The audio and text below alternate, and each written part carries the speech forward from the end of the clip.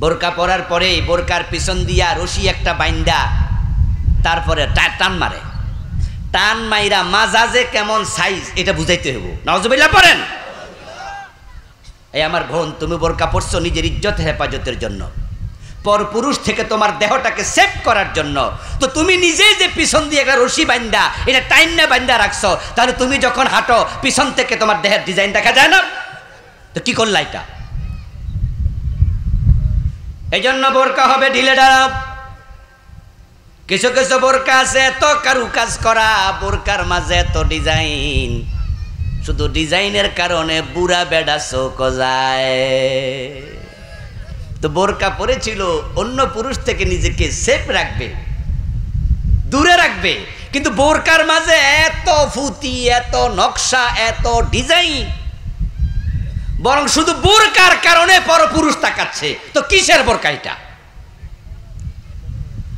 পর্দার ব্যাপারে সতর্ক থাকবেন আপনারা। যে নারী পর্দা করবে না ওই নারীর অভিভাবক দায়ুস, স্ত্রী পর্দা করে না স্বামী দায়ুস, মেয়ে পর্দা করে না বাবা দায়ুস, বোন পর্দা করে না ভাই দায়ুস।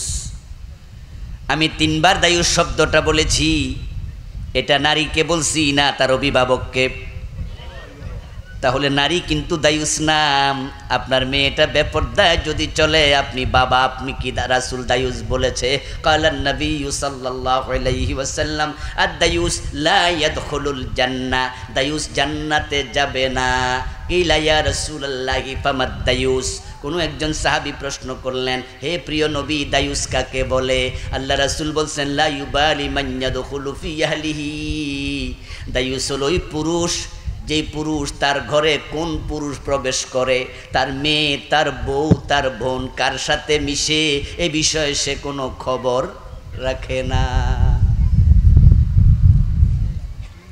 আপনার মেয়ে প্রেম করে, আপনার মেয়ে খালাতো ভাই, চাচাতো ভাই সবার সাথে মিশে, আপনি নিজের মেয়েটাকে যুবক প্রাইভেট টিচারের কাছে একা একা পড়তে দেয়, এমন বাবা আছে না নাই? আপনার মেয়ে পরে ক্লাস 9-এ 10-এ যুবতী, আপনার প্রাইভেট টিচারটা ইন্টারমিডিয়েটে অনার্স ফার্স্ট ইয়ারে পড়ে। এই একটা যুবক একটা যুবতী যখন একা একা একসাথে বসে লেখাপড়া করে, ওই 2 জনের মাঝে আরেকজন থাকে, তার নাম হলো ইবলিস। এই জন্য প্রিয় ভাই, হাসরের ময়দানে জাতীয় মেয়ে বাবার বিরুদ্ধে আল্লাহর কাছে মামলা দেবে। আল্লাহ যখন বলবে এই মেয়েটাকে জাহান্নামে ফেলে দাও, জাহান্নামে ফেলে দাও, তখন মেয়েটা বলবে, আল্লাহ আমি জাহান্নামে একা কেন যাব? নাজআলহুমা তাহতা আকদামিনা লিয়াকুনা মিনাল আসফালিন। আমার বাবা যদি আমারে বোরকা সিলাইয়া দিত, আমি তো আজকে জাহান্নামী হতাম না। কত মেয়ে বলবে, আল্লাহ আমার বাবারে ডাকো, আমার বাবা নিজের টাকা খরচ কইরা আমারে ক্লাস 2 থেকে নাচ শিখাইছে। কত মেয়ে বলবে, আল্লাহ আমার বাবা নিজে তো আমার অভিনয় শিখাইছে, নাটক শিখাইছে, শুটিং স্পট আমার বাবা নিজেই তো গাড়ি চালাই আনিছে, আমি পরপুরুষের লগে নাচানাচি কিলাকিলি করছি, কত ডলাডলি লাফালাফি করছি, সিনেমার নায়িকা ছিলাম, আমার বাবা হাততালি দিয়া কইছে দারুণ হইছে। তো আমি আজকে একা দোজকে যাব কেন? ওই বাবারে ডাকো, পায়ের তলায় রেখে জাহান্নামে যেতে চাই।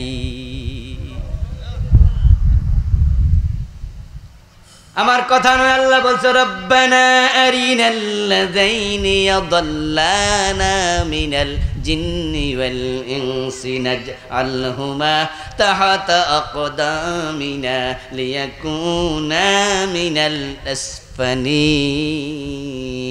আল্লাহ আমার বাবা আমার মা আমারে মানুষের মতো মানুষ করে নাই, তারা যদি কোরআনমুখী করত আমি জান্নাত পেতাম।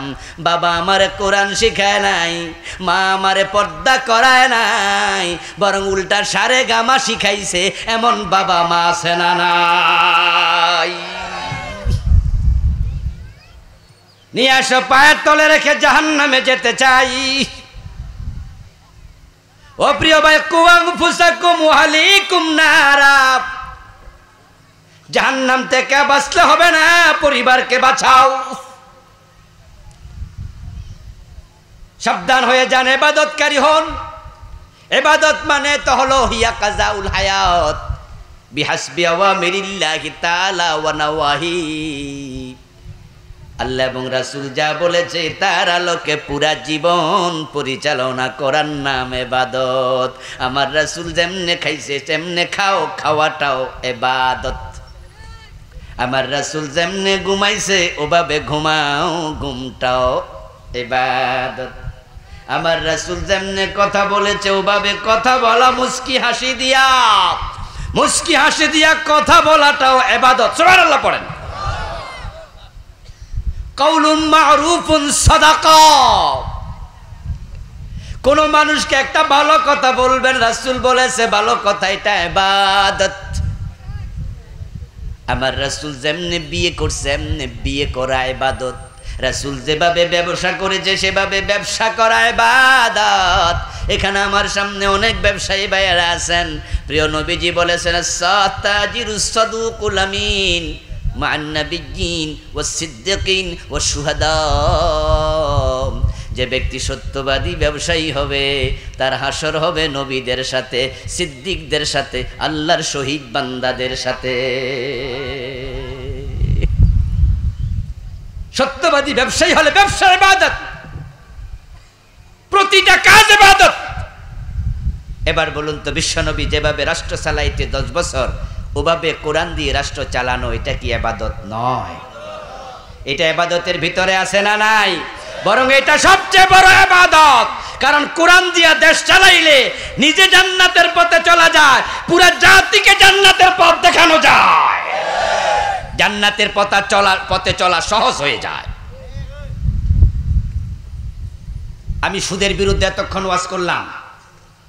আপনারা আমার সাথে যারা একমত আছেন তারা যদি সুদের বিরুদ্ধে আমার সাথে একটা মিছিল দেন টানা 5 মিনিট লাগাতার, এই দেশে সুদ চলতে দেয়া হবে না। আপনারাও বললেন ঠিক আছে, সুদের বিরুদ্ধে আমরা একমত আছে, মিছিল দিলেন 5 মিনিট মিছিল দেওয়ার কারণে বাংলাদেশে সুদ বন্ধ হয়ে যাবে, ঠিক না? 2 টাকা বন্ধ হবে, 1 আনা। কিন্তু যদি কোরআনের আলোকে দেশটা চলতো, 151 জন এমপি মিছিল টিছিল কিছু দেয়া লাগতো না, সংসদে সুদের বিরুদ্ধে একবার না বলে দিত, তাহলে আইন হতো, সুদ বন্ধ হয়ে যেত।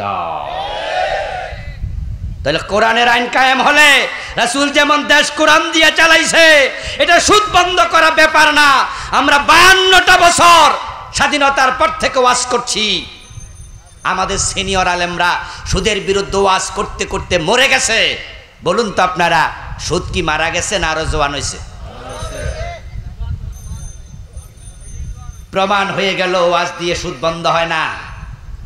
কিন্তু সরকার যদি আগামী সংসদ অধিবেশনে বিল উত্থাপন করে, আমাদের অর্থমন্ত্রী বলে সুদ খাইলে জানা হয়, সুদ খাওয়া মানে মায়ের সাথে জানা।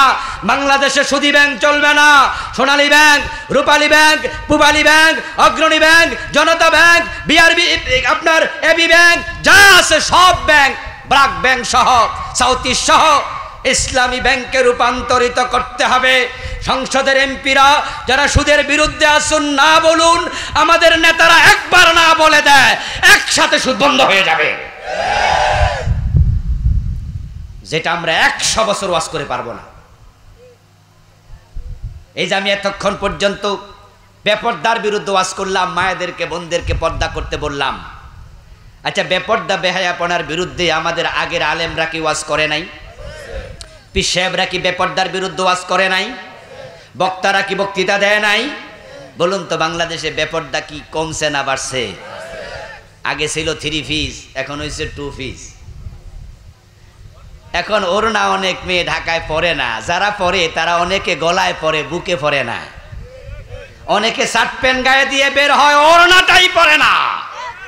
পর্দা কোথায় গেল? এত ওয়াজের ফাঁক দিয়া বেপর্দা বেহায়াপনা যখন বেড়ে গেল, তখন দুষ্ট পোলাপানের ইফটিজিং বেড়ে গেল। আমাদের দেশের প্রধানমন্ত্রী মহিলা, বিরোধী দলের নেত্রী ছিল মহিলা, স্পিকার মহিলা। তারা চিন্তা ভাবনা করলো, রিপোর্ট পাইলো, সাংবাদিকরা বলল বিভিন্ন স্কুল কলেজের মেয়েরা ইফটিজিংয়ের শিকার হচ্ছে, তাই তারা সংসদে বিল উত্থাপন করলো, আইন করলো, কোনো ছেলে যদি কোনো মেয়েকে টিচ করে তাহলে তার 6 মাস জেল হবে, 1 বছর জেল হবে, শীষ দিতে পারবে না, চোখ টিপ দিতে পারবে না। এরকম করে মিছিল হলো, মিটিং হলো, আমাদের মাদ্রাসা থেকেও ছাত্রছাত্রীরা বের হলো, রাস্তায় মিছিল করলো, স্পিকারের নেতৃত্বে, শিক্ষামন্ত্রীর নেতৃত্বে সংসদ ভবনের পাশে মানববন্ধন হলো, সেখানে বিশাল কিছু হলো। অফিসে বসে বসে টিচারদের সাথে আমি হাসলাম, আমাদের কলিগরা গেছে, আমি যাই নাই।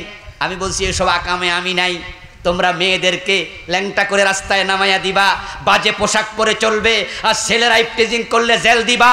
যদি তোমরা মাছ বাঁচাতে চাও, বিড়ালের হাত থেকে মাছে ঢাকনা দাও, আইন করে বিড়ালের মাছ খাওয়া বন্ধ করা যায় না, বেপর্দা বেহায়াপনা রেখে আইন করে ইফটিজিং বন্ধ করা যাবে না।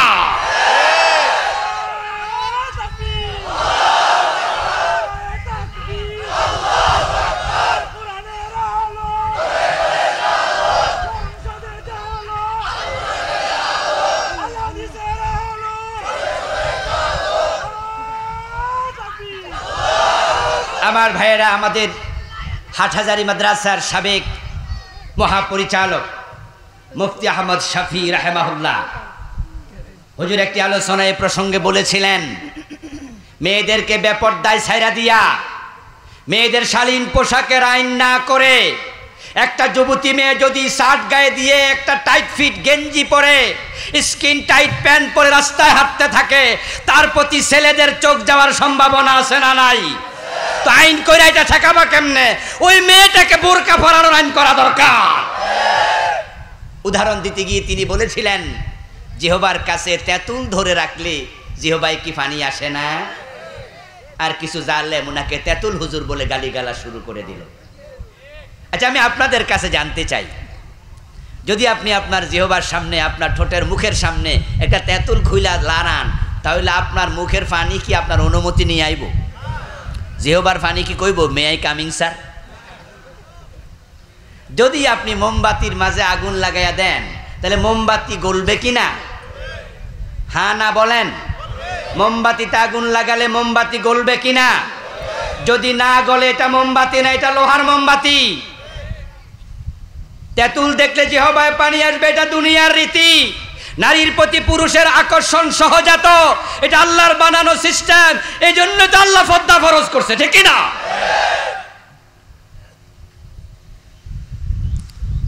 ওয়ালিয়াদরিবনা বিখুমুরিহিন্না আলা জুয়ুবিহিন্না।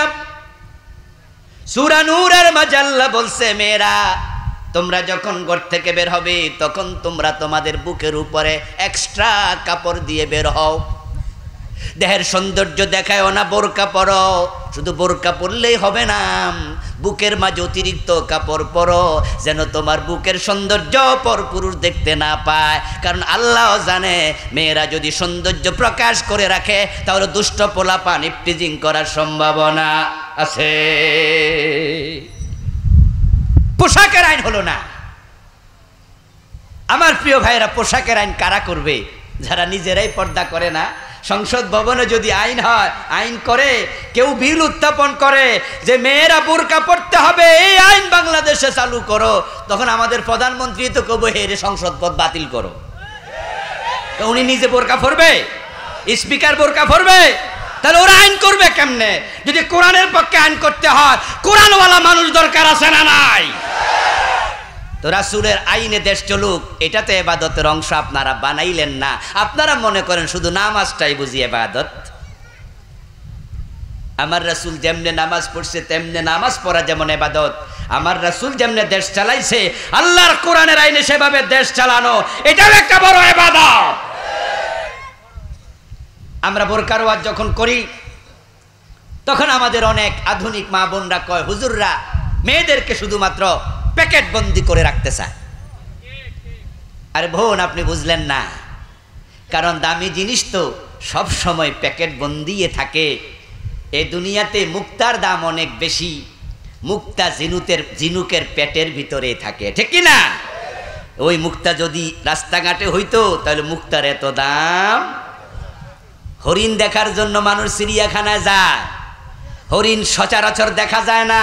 হরিণ যদি ছাগলের মতো রাস্তাঘাটে দেখা যেত, টিকিট কাইটা হরিণ দেখতে কেউ চিড়িয়াখানায় যাইতো না। নারীদের সম্মান আছে, তাই তাদেরকে আমরা গোপনে থাকতে বলি, আল্লাহ তাদেরকে ঘরে থাকতে বলে, এটা চুরি হওয়ার সম্ভাবনা থাকে না।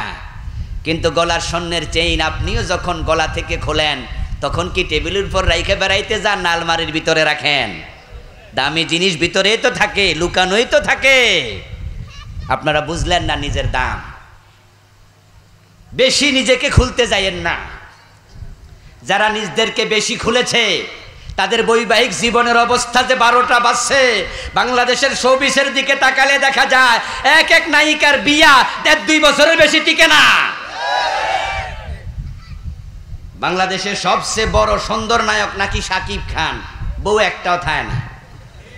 সবচেয়ে সুন্দরী অপু বিশ্বাস আরো কেডা কেডা পত্রিকায় দেখি। আমরা তো আর এই সমস্ত সিনেমা বুঝি না, কিন্তু পত্র পত্রিকায় ফেসবুকে দেখি বিয়া 2-3টা হওয়া লাগে, বিয়া 1-1.5 বছরের বেশি টিকে না। কারণ যারা খোলামেলা থাকে, খোলা কলায় মাসি বসে, খোলা নারীতে পর পুরুষ বসে।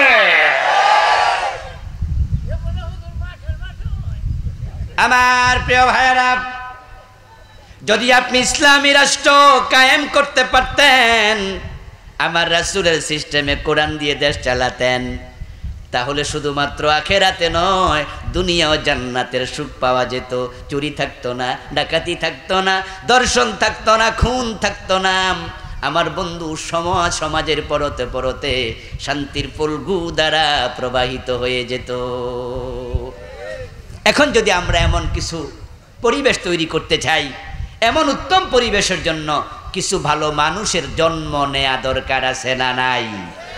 ভালো মানুষ তখনই আসবে সমাজে, কোরআনের পক্ষে তারাই আসবে যারা কোরআন শিখে, কোরআন বুঝে, বাস্তব জীবনে কোরআন মানে। ঠিক কি না? এখন এই কোরআন বুঝার জন্য, মানার জন্য কোরআনমুখী লোক তৈরি করতে হবে। তাই নিজেরা কোরআন পড়বেন। রমাদান সমাগত, রমাদান কোরআন নাজিলের মাস। এই মাসে আল্লাহ তাআলা কোরআন নাজিল করেছেন। যারা কোরআন এখনো শিখেননি, মাসে শিখবেন। সন্তানদেরকে যারা কোরআন শিখাননি, মাদ্রাসা দেবেন। আজকের এই মাহফিল একটি মাদ্রাসার উদ্যোগে। কিছুক্ষণ আগে আমরা 2 জন ছাত্রকে হাফেজ হওয়ার পর পাগড়ি দিয়েছি। সে বাবা সত্যি সৌভাগ্যবান, যে বাবা তার কলিজার টুকরা সন্তানকে হেফজখানায় দিয়েছে। হেফজখানার মাঝে অধিকাংশ বাচ্চারা হেফজ যখন শুরু করে তারা নাবালেগ থাকে, ছোট বয়সে হেফজখানা দেয়া লাগে। আলহামদুলিল্লাহ, আমার 3 বাচ্চাও হেফজখানায়, 2টা পড়ছে, একটা হাফেজ হয়ে গেছে, বড়টা 10-12 পড়ছিল। ছোট্ট অবস্থায় দিতে হয়, বয়স যখন 8-9 বছর তখনই, আরো আগে। বাবার সৌভাগ্য কেন বলেছি, প্রথম কথা শুনুন। সেটা হলো বাচ্চা যখন নাবালেগ থাকে তখন বাচ্চার আমল নামা কিন্তু বন্ধ থাকে। প্রিয় নবীজি বলেছেন 3 ব্যক্তি থেকে কলম উঠিয়ে রাখা হয়। রুফে আল কালামু আন সালাস, 3 ব্যক্তির আমল নামায় কলম চলে না। আসবিয়্যু হাত্তা ইয়াহতালেমা, তার মাঝে একজন হলো ছোট নাবালেগ বাচ্চা, বালেগ হওয়া পর্যন্ত আমল নামা বন্ধ থাকে। নেকও লেখা হয় না, সওয়াব গুনাহও লেখা হয় না। সওয়াব গুনাহ কোনোটাই না, সে ছোট মানুষ।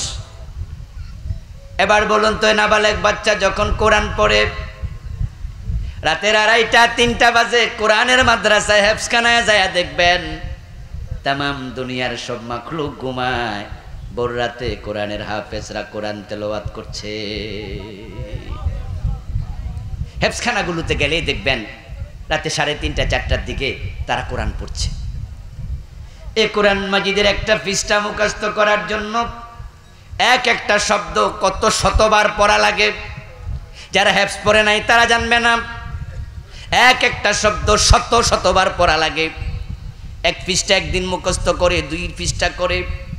আমার বন্ধু 2 ঘন্টা, 3 ঘন্টা, 1.5 ঘন্টা পড়তে থাকে, 40 মিনিট পড়তে থাকে লাগাতার, বারবার পড়ে। তারপরে যখন মুখস্থ হয়, ওস্তাদরা আবার শোনায়। তারপরে এটা সপ্তাহে আরেকবার সবিনা হয়। তারপর যা গতকালকে পড়ছে আজকে এটা দাউর দেয়া হয়। তারপরে এটাকে আবার সবক দেয়া লাগে। তারপরে এটাকে আমুক্তা দেয়া লাগে। এইভাবে এক এক শব্দ হাফেজরা 1000 বার না 1,000,000 বার পরে। আল্লাহর নবী বলেছেন কোরআন পড়লে প্রতি অক্ষরে 10 নেকি। কিন্তু আমার নাবালেক বাচ্চা যে কোরআন পড়ে তার আমলনামা তো বন্ধ। এখন তার নেকিগুলা কোথায় যাবে? তার নেকি আল্লাহ বাতিল করে না। আল্লাহ কোরআনে বলছেন আমি কারো আমল বাতিল করি না। এখন যেই বাবা মা কোরআনের মাদ্রাসায় পাঠাইছে অটোভাবে ডিজিটাল কায়দায়, ওই বাচ্চার কোরআন তেলাওয়াতের সওয়াব বাবা মার আমলনামায় চলে যায়। এই কৃষক বাবা আপনাকে বলছি, রিক্সাওয়ালা, ঠেলাওয়ালা, দিনমজুর, চাকরিজীবী, ব্যবসায়ী বাবা, আপনারা এক এক দিনে এক এক পৃষ্ঠা 10 বার পড়বেন, এমন আপনার পক্ষে সম্ভব? এমনও তো অনেকে আছে দিনে একবারও পড়ে না, ব্যস্ততা। কিন্তু আপনার ছোট্ট বাচ্চা হেফজখানার মাঝে পড়তেছে, আপনি তাকে বানাইছেন হাফেজ, তাই আল্লাহর বদৌলতে সওয়াব আপনার আমলনামায় অটোমেটিক দিয়ে দেয়। এখন প্রশ্ন হলো হুজুর বাচ্চা যখন বালেগ হবে তখন কি সওয়াব পাওয়া বন্ধ হবে? উত্তর হলো না। হাদিস হলো আদাল্লু আলাল খাইরি কাফাইলিহি ওয়াদাল্লু আলাশ শাররি কাফাইলিহি মান সান্না ফিল ইসলামি সুন্নাতান হাসানাতান ফালাহু আজরুহা ওয়া আজরু মান আমিলা বিহা ওয়া মান সান্না ফিল ইসলামি সুন্নাতান সাইয়্যাতান ফালাহু বিজরুহা ওয়া বিজরু মান আমিলা বিহা। রাস্তার পাশে একটা ডিজে আপনার টিউবওয়েল বসায়া দিছেন, যত লোক পানি পান করবে সওয়াব আপনি পাবেন। একটা কালভার্ট বানায়া দিছেন, যত লোক পার হবে সওয়াব আপনি পাবেন। একটা মসজিদ বানায়া দিছেন, যত লোক নামাজ পড়বে সওয়াব আপনি পাবেন। মাদ্রাসা বানায়া দিছেন, যত লোক কোরআন পড়বে সওয়াব আপনি পাবেন। তাদের আমলের তারা সওয়াব পাবে, আপনি পাবেন অতিরিক্ত। ঠিক তাদের মতো আপনি বাবা, আপনি মা, সন্তান বড় হয়েছে কিন্তু হাফেজ তো আপনি বানাইছেন, তাই মরা পর্যন্ত যত পড়বে বাবা মার আমলনামায় সেটাও যেতে থাকবে।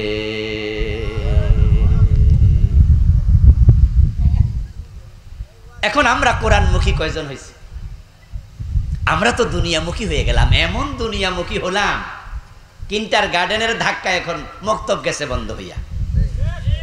সকালবেলায় মাও দৌড়ায়, বাবাও দৌড়ায়, গাটি লইয়া দৌড়ায়, কারণ ব্যাগ যে ওজন পোলা তো বইতে পারবো না। ক্লাস 1-এ বই দিয়ে রাখছে 7টা 8টা, তো বই যদি 7টা 8টা হয় কিন্টার গার্ডেনগুলোতে, কারণ প্রথমে আছে প্লে, তারপরে নার্সারি, তারপরে হাফ কেজি, তারপরে ফুল কেজি, এরই করতে করতে করতে করতে পরে 1-2-তে যখন ওঠে তখন আমি দেখি বই 9টা 10টা, আবার খাতা 8-9টা। পরে আমার ফোলা মাইয়া এগুলো ফরাইছি শুরুর দিকে প্লেতে, এরপরে দিছি হেফজখানায়। দেখি যে তোলা দিয়া আমার বাচ্চা ওজন নিতে পারে না। এখন কি করে? এবার বাবা মা পিছে পিছে দৌড়ায়। আলহামদুলিল্লাহ আমরা ইসলামের বুঝ আছে, তাই তাদেরকে বাংলা, অঙ্ক, ইংরাজি কিছু শিখাইয়া তারপর কোরআনের মাদ্রাসায় দিয়ে দিছি। কিন্তু যারা দুনিয়ামুখী তারা তো কোরআনই পড়ায় না। তোমার সন্তান বড় হইল, মানুষের কাছে পরিচয় দিচ্ছ, আমার সন্তান এবার এইচএসসি পাস করছে, গোল্ডেন A+, এসএসসিতে গোল্ডেন A+, এবার কোথায় টিকছে? ঢাকা মেডিকেল। বাহ বাহ বাহ, দারুণ। কোথায়? বুয়েটে। হেব্বি। ঢাকা বিশ্ববিদ্যালয়। কি পাইছে? পাইছে তো যে দামি সাবজেক্ট কম্পিউটার সায়েন্স। আহা কি খুশি। আমি প্রশ্ন করব, তোমার সন্তান কি বাবা কোরআন শিখেছে? কয় না হুজুর। ওইটা শিখবে শিখবে। তাহলে তোমার সন্তান ভার্সিটি পড়ে, ইঞ্জিনিয়ার হবে, ডাক্তার হবে, প্রফেসর হবে, আর তুমি যখন মারা যাইবা তখন আইসা জানাজার নামাজে বলবে হুজুর জানাজার ফরজগুলা, তাকবীরগুলা, দোয়াগুলা কইয়া দেন, হুজুর নিয়তটা শিখাইয়া দেন। তখন জানাজার হুজুর নিয়ত শিখাবে, কেমনে অজু করে ভালো করে জানবে না, বিনা অজুতে খারাইব। অজু করতে যাবে, পা ধুইবে না ঠিক করে, নিয়ত শিখবে। তখন আল্লাহু আকবার বলবে, বলার পরে এবার ভাববে দোয়াটা কি? দোয়া শিখে নাই। তোমার কপাল এতটা পোড়া, যার পিছনে লক্ষ লক্ষ টাকা খরচ করলা, জানাজার দিন দোয়াটা তোমার নসিবে জুটবে না। আর সৌভাগ্যবান সেই পিতা, যেই পিতা তার সন্তানকে কোরআনের আলেম বানাইছে, তারপরে এবার ডাক্তার বানাক, অসুবিধা নাই, কমপক্ষে আলেম পর্যন্ত মাদ্রাসায় পড়ান, কোরআনের এলেমটা ভালো করে দেন। ইসলামের মৌলিক এলেম দেন, আপনার সন্তান যেন আপনার জানাজার নামাজের ইমাম হতে পারে। আর যদি পুরা আলেম বানায়া দেন, কোনো কথাই নাই, বানান, ডাক্তার ইঞ্জিনিয়ার সব লাগবে। সবাই হুজুর হলে আমরা হাসপাতালে ডাক্তার পাবো কোথায়? সবাই যদি মাদ্রাসায় দাওরা পাশ করে, কামেল পাশ করে আলেম হয়, তাহলে আমরা যে বিল্ডিং বানাই ডিজাইনার পাবো কোথায়? স্ট্রাকচারাল ইঞ্জিনিয়ার পাবো কোথায়? এজন্য লাগবে সব সেক্টরে লোক। কিন্তু এমনভাবে সন্তানকে মানুষ করো, তোমার সন্তান যেন তোমার লাশের সামনে দাঁড়ায়া নিজে ইমামতি করার যোগ্যতা পেয়ে যায়। এখন নুরানি মক্তবে ভালো করে পড়াইলো, নুরানি বাচ্চারাও জানাজার নামাজ শিখে। নুরানি মাদ্রাসায় দিলে দেখবেন যে নুরানি ক্লাসে 40টা হাদিস অর্থসহ শিখে। জানাজার নামাজ কেমনে পড়া ওই ক্লাসে শিখে ফেলে। তো সন্তানকে এমন কিছু এলেম দেন যেন আপনার লাশের সামনে দাঁড়ায়।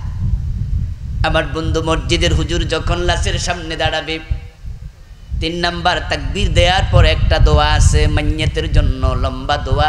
আল্লাহুম্মা গফিরলি হাজ্জিনা ওয়া মাইয়াতিনা ওয়া শাহিদিনা ওয়া গায়িবিনা, আল্লাহুম্মা গফির লাহু ওয়ারহামহু ওয়াফু আনহু ওয়া আকরিম নুজুলাহু ওয়া ওয়াসসি মুদখালাহু। কত সুন্দর সুন্দর দোয়া রাসূলুল্লাহ পড়তেন।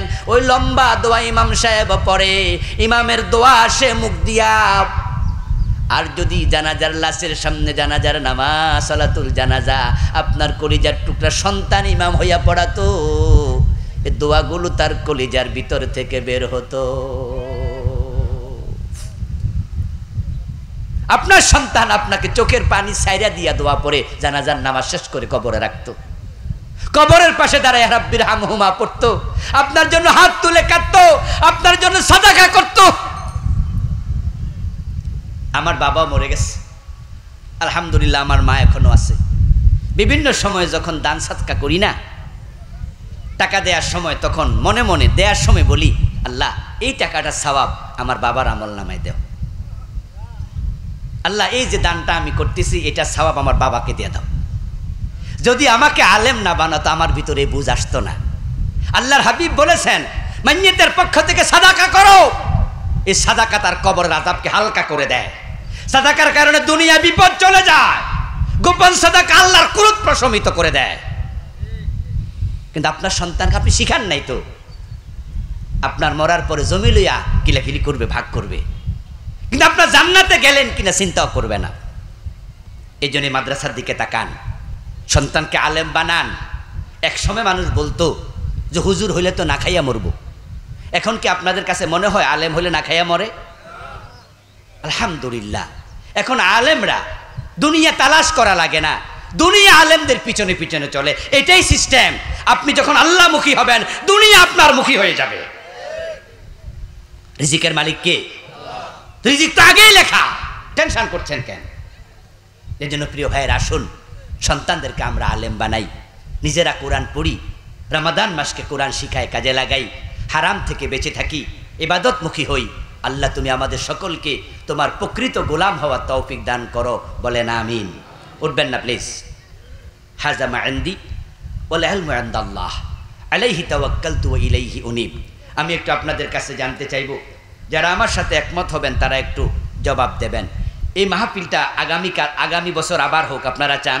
ইনশাআল্লাহ সবাই চান? যে যারা যারা চান তারা একটু হাত তুলে দেখান তো, এই মাহফিলটা হোক আবার। আমার সাথে একটা স্লোগান দেন, নারে তাকবীর, নারে তাকবীর।